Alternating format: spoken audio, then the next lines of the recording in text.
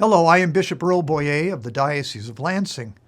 For the rest of Lent, until Easter Sunday, we will be reading the 16 chapters of what we call St. Mark's Gospel, though his name is not mentioned in the text.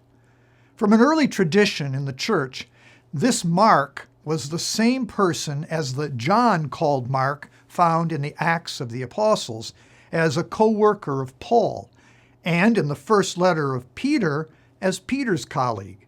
This John Mark was a cousin of Barnabas and a son of an influential widow in Jerusalem. What is most fascinating is that very little of Mark's own personality comes through in the Gospel, unlike the other three Gospels. Mark, based on the sources he had, lets Jesus act and speak for himself.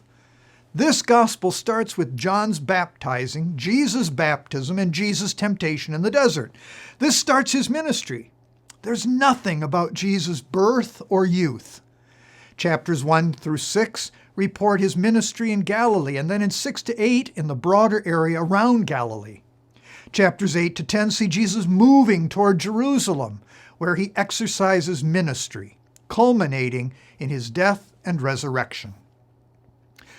You will not find the long speeches of Jesus found in the other Gospels. Rather, we will see Jesus demonstrating the power of God by his words and deeds.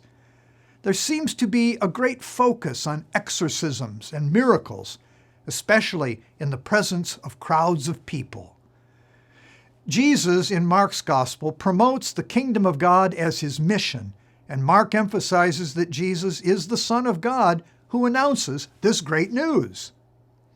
Many early fathers of the Church dismissed Mark's Gospel, saying it was just a clipping of parts of Matthew's Gospel, and because Mark was not an apostle. In fact, today it is held that Mark was written before Matthew, probably in Rome about 70 A.D. There he may have indeed heard and preserved many of the memories of St. Peter.